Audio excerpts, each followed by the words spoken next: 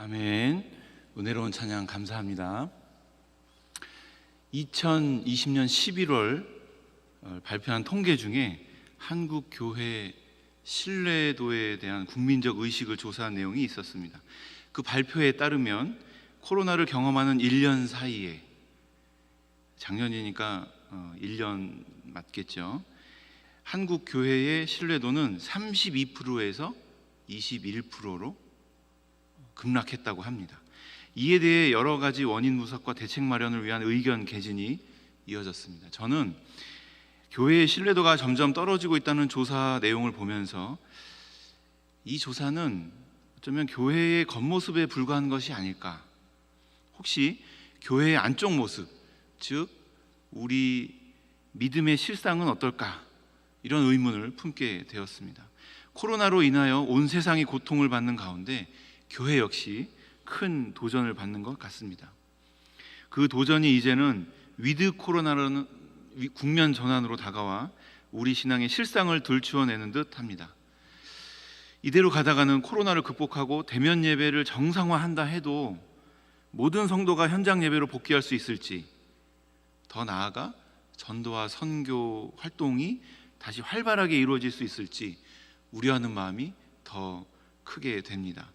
그러한 고민 중에 오늘 에스라서를 함께 묵상하면서 지금 우리가 힘써야 할 것은 무엇이며 어떠한 하나님의 은혜를 구하는 것이 필요한지 살펴봤으면 좋겠습니다.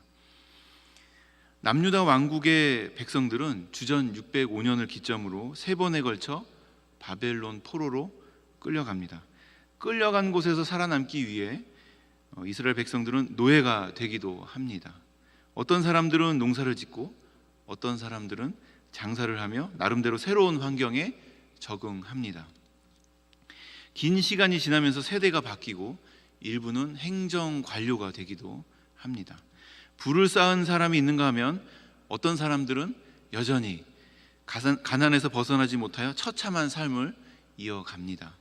안정적인 생활을 이루고 있는 사람부터 건강을 지킬 수 없을 정도로 가난한 사람까지 다양한 구성원을 이끌고 1500km나 되는 그 거리를 돌아온다는 것은 상상조차 하기 어려운 일로 보입니다.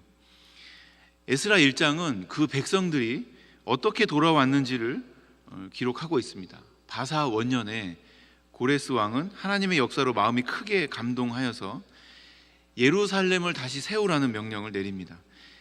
예레미야 선지자를 통해 예언하신 말씀을 하나님은 이렇게 이루어 주십니다. 여기에서 우리는 하나님이 천지 만물을 다스리는 주인이심을 다시 한번 확인할 수 있습니다. 하나님을 전혀 모르는 이방 나라의 절대 군주를 움직이셔서 이스라엘 백성을 예루살렘으로 돌려보내십니다. 에스라 2장은 그렇게 돌아온 백성들이 누구인지 아주 자세하게 그 명단을 기록하고 있습니다.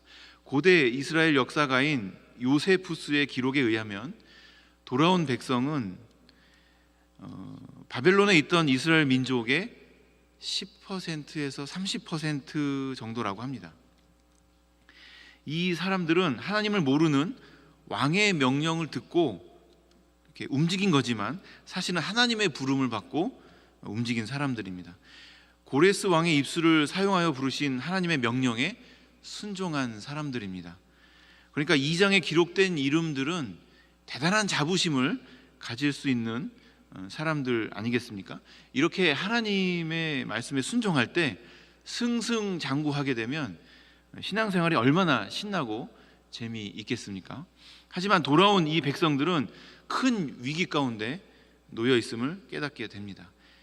잡혀간 이스라엘 민족이 바벨론을 지나 메대와 바사에 이르기까지 70년이라는 포로 생활을 하는 동안 나라는 사라졌고 예루살렘은 회파되었습니다. 신앙의 중심이었던 성전은 무너졌고 예배는 사라졌습니다. 바사왕 고레스의 명령에 의해 본국으로 돌아왔지만 황무지 같은 곳에서 무엇을 해야 할지 막막했습니다. 게다가 그 땅에 사는 거주민들은 호시탐탐 노략질의 기회를 노리고 있습니다.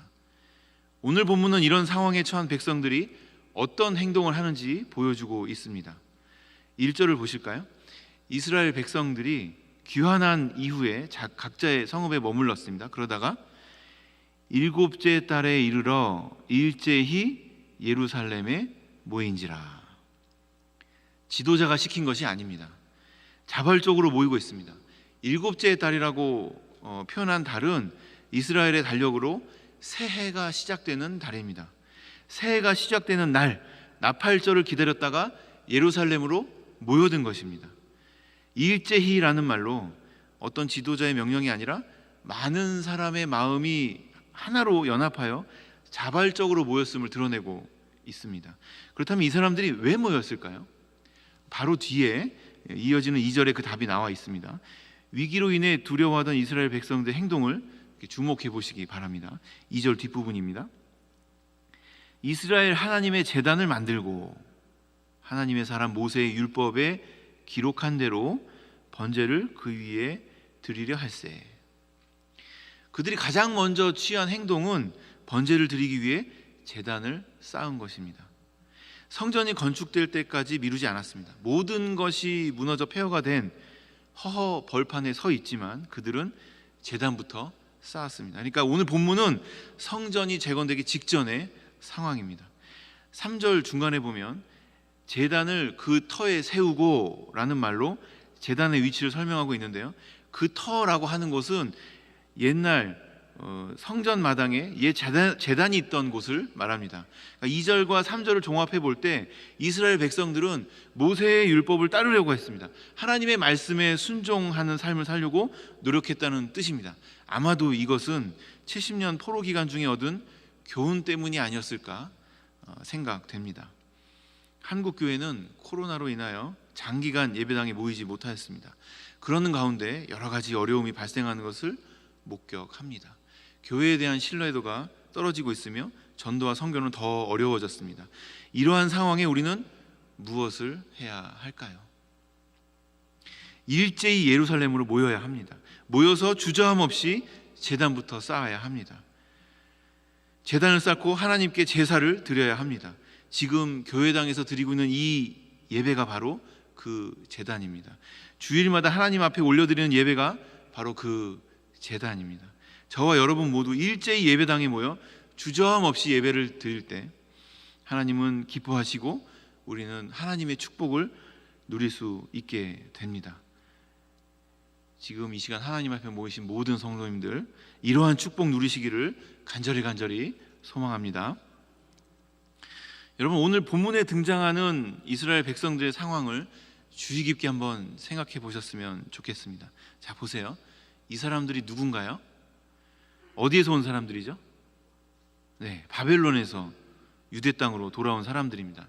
이스라엘 백성들이 포로로 끌려간 지 70년 만에 유대 땅으로 돌아온 것입니다. 그러니까 70년 동안 이 사람들은 한 번도 하나님을 경배하지 못한 사람들입니다. 유대 땅에 살다가 바벨론으로 끌려온 사람들은 거의 다 죽었고, 바벨론에서 태어난 2세, 3세들이 돌아왔기 때문에 하나님께 제사를 드리는 모습을 한 번도 본 적이 없는 사람들인 것입니다.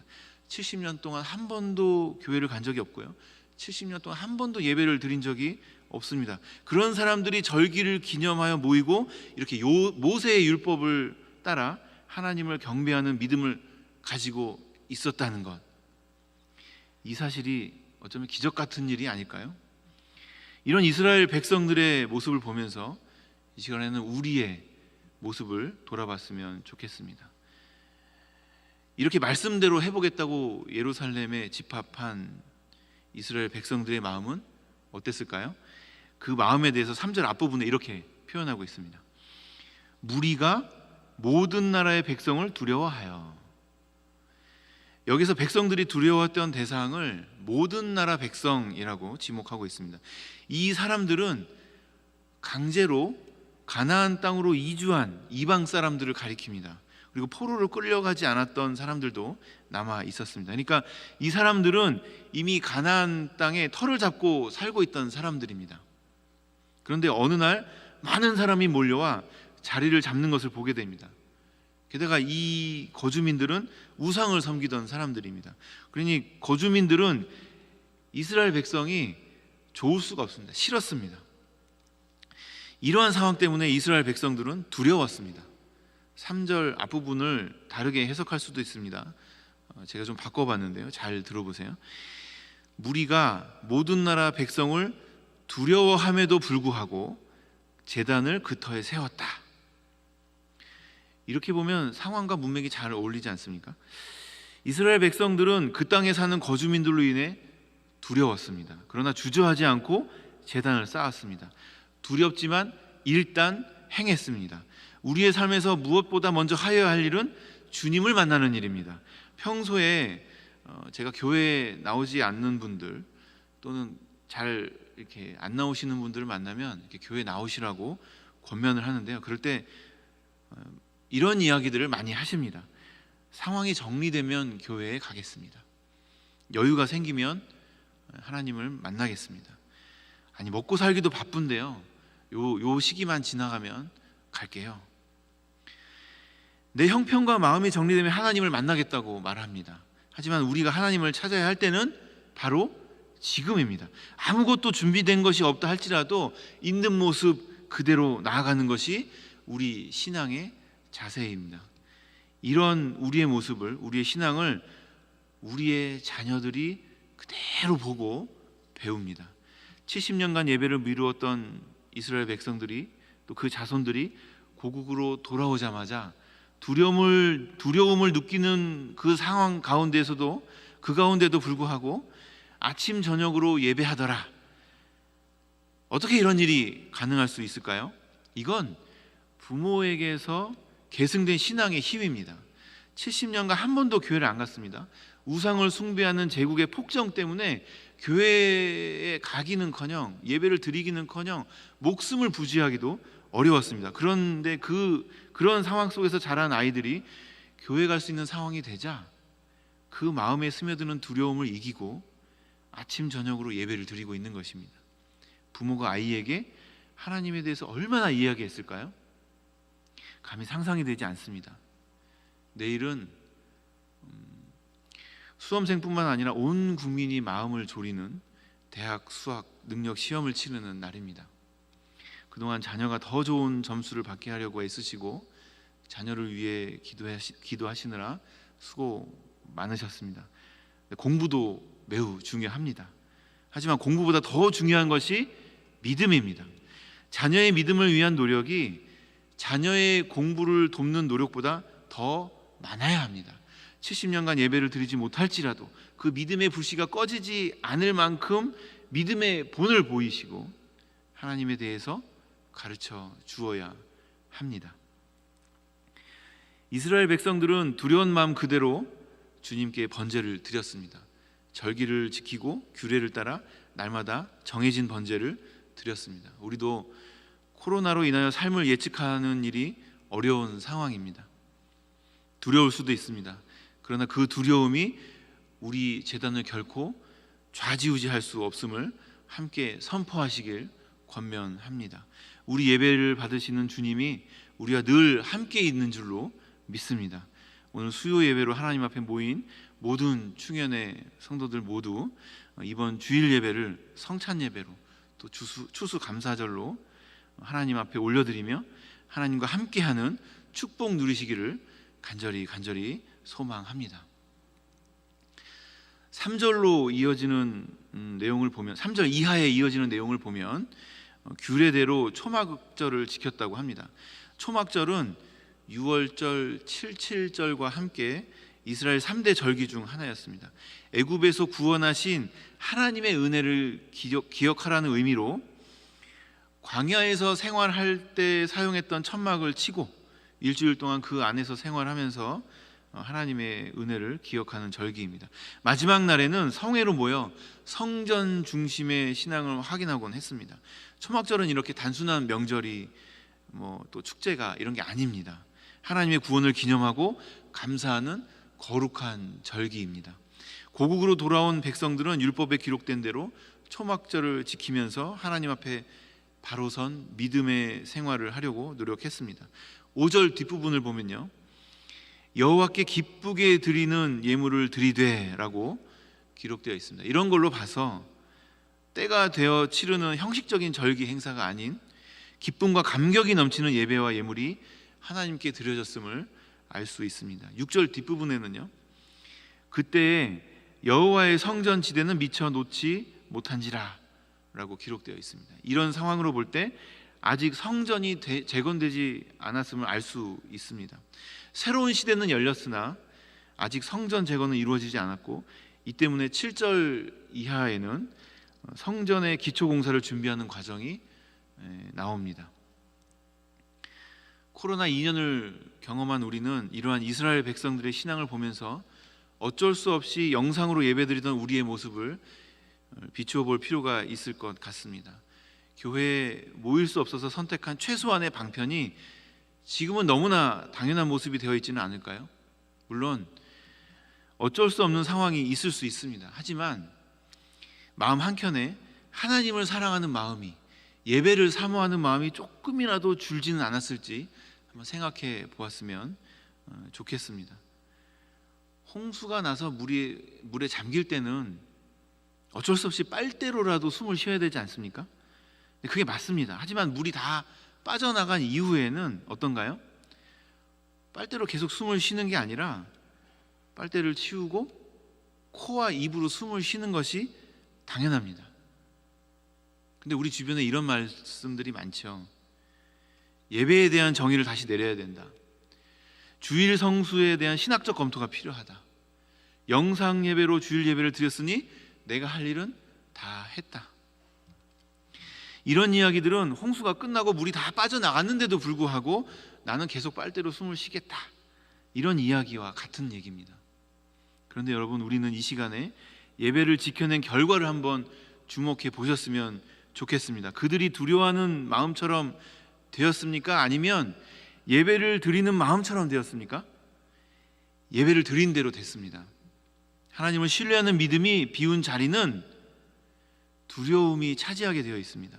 그 두려움을 물리치는 것은 예배의 감격입니다. 이스라엘 백성들은 지금 이러한 신앙의 원리를 체험하고 있는 것입니다. 하나님을 신뢰하고 하나님께 예배를 드렸더니 하나님이 축복해 주셨습니다. 하나님이 도와주셨습니다. 이스라엘 백성들은 두려움을 느끼고 있었지만 제사를 드리고 성전터를 닦으면서 두려움을 뛰어넘는 기쁨을 느끼고 감격을 누리게 됩니다. 이 말씀을 듣는 성도님들 중에 노력하고 애를 쓰지만 잘 안 된다고 하시는 분들이 있는 줄로 압니다. 이런 일들이 사람의 노력으로만 가능하냐? 또 이런 의문을 가질 수도 있습니다. 당연히 인간의 노력만으로는 안 됩니다. 하나님의 은혜가 필요합니다. 하나님의 역사를 우리가 놓쳐서는 안 됩니다. 이스라엘 백성들이 노력하고 기뻐하고 있지만 실제로 각 사람들 안에서 기쁨을 만들어내는 분이 계시다는 것을 우리가 기억해야 합니다. 그분은 바로 성령 하나님이십니다. 이러한 하나님의 은혜에 대해 바울 사도가 빌립보 교회에 보내는 편지에서 이렇게 설명하고 있습니다. 빌립보서 1장 6절인데요. 다 같이 한번 찾아봤으면 좋겠습니다. 빌립보서 1장 6절입니다. 여기에서 바울은 하나님이 우리 안에서 선한 일을 시작하셨다고 이야기합니다. 같이 읽겠습니다. 시작. 너희 안에서 착한 일을 시작하신 이가 그리스도 예수의 날까지 이루실 줄을 우리는 확신하노라. 아멘. 하나님이 우리 안에서 일을 시작하셨고 끊임없이 일하고 계심으로 예수님이 오시는 마지막 날에 그 모든 선한 일을 완성하신다고 설명하고 있습니다. 이스라엘 백성들이 기뻐하는 것을 보면 믿음이 좋아 보이지만 실은 그 안에서 역사하시는 하나님이 있다는 사실을 기억해야 합니다. 그럼 우리는 하나님의 은혜만 기대하고 가만히 있으면 되는 것일까요? 아니죠. 인간적인 노력도 필요합니다. 이 상황을 지렛대 원리로 기억하시면 좋을 것 같습니다. 우리가 노력할 때 지렛대처럼 큰 힘을 보태주시는 분이 계시기 때문입니다. 지렛대가 뭐죠? 작은 힘으로 무거운 물체를 들어 올리는 데 사용하는 도구입니다. 우리 힘이 작아서 큰 힘을 할 수가 없습니다. 하지만 우리가 작은 힘을 써서라도 움직이면 성령 하나님이 지렛대가 되어서 큰 일을 이루어 주십니다. 반대로 우리 힘이 작다고 아무런 움직임을 보이지 않으면 성령 하나님도 가만히 계십니다. 그럼 우리는 구체적으로 어떻게 노력해야 될까요? 여러 가지 상황으로 교회 나오기가 어려울 때, 예배를 사모하는 마음이 좀처럼 생기지 않을 때 이렇게 기도하셨으면 좋겠습니다. 하나님, 도와주세요. 내 안에 기쁨이 넘치게 도와주세요. 예배를 통해 힘을 얻게 하시고, 예배를 통해 기쁨이 넘쳐나게 하시고, 예배를 통해 승리하게 해주세요. 이 기도가 우리의 기도가 되기를 예수님의 이름으로 축복합니다. 하나님의 은혜를 구하며 우리가 실천해야 할 구체적인 노력 3가지를 오늘 본문에서 한 3가지 정도 이렇게 간추려 보았습니다. 첫째는 하나된 열심입니다. 이스라엘 백성들은 제사를 드리기 위해 일제히 모여 주저없이 제단과 제사를 회복하였습니다. 제사의 회복은 하나님의 백성이라는 정체성 회복과 연결된 핵심 고리입니다. 이 일에 백성들은 마음을 모으고 열심을 보였습니다. 코로나로 모이지 못했던 우리도 이제 모일 수 있는 상황이 되었으니 영과 진리로 드리는 예배를 세우려고 마음을 모으고 열심을 내야 하겠습니다. 둘째는 실천하는 용기입니다. 하나님의 명령이 고레스의 입을 통해 내려졌지만 고국으로 돌아와서 마주한 상황은 두렵고 떨리는 것이었습니다. 거주민들이 보인 적대감은 만만치 않았습니다. 그러한 두려움을 이기고 제사를 드리는 것은 용기입니다. 의지를 가지고 실행하는 용기가 있을 때 우리의 예배가 거룩해지고 하나님 앞에 기쁨이 될 수 있습니다. 셋째는 하나님을 향한 믿음입니다. 두려움에도 불구하고 제사를 드리며 절기를 지키자 백성들 가운데 기쁨과 감격이 넘쳐납니다. 오랜 포로 생활로 지친 백성들의 영적 갈급함이 어떠했는지 알 수 있는 대목이기도 합니다. 신실하신 하나님을 믿고 어려움 가운데서도 하나님을 향해 예배를 드릴 때 우리 삶에도 이런 기쁨과 감격이 넘쳐날 것입니다. 영적 갈급함으로 잃어버린 힘을 예배를 통해 회복하고 기쁨과 감격을 누릴 것입니다. 오늘 이스라엘 백성들이 제사를 회복하고 성전의 기초를 준비하는 말씀을 보면서 지금 이때 우리가 할 일이 무엇이고 어떤 노력을 해야 하는지 잘 정리하셨으리라 기대합니다. 이번 주일은 성찬식이 있는 날이자 추수감사 주일입니다. 우리 삶을 둘러싼 여러 가지 어려움을 뒤로 하고 주저함 없이 주님 앞에 모이시기 바랍니다. 이렇게 일제히 모여 주저함 없이 예배드리는 모습을 통해 기뻐하시는 하나님의 축복과 은혜를 듬뿍 누리시는 충현의 모든 성도 되시기를 주님의 이름으로 축복합니다. 기도하겠습니다. 사랑이 많으신 하나님 아버지, 코로나로 온 세상이 어려움에 처한 중에도 저희 교회를 지켜주셔서 감사합니다.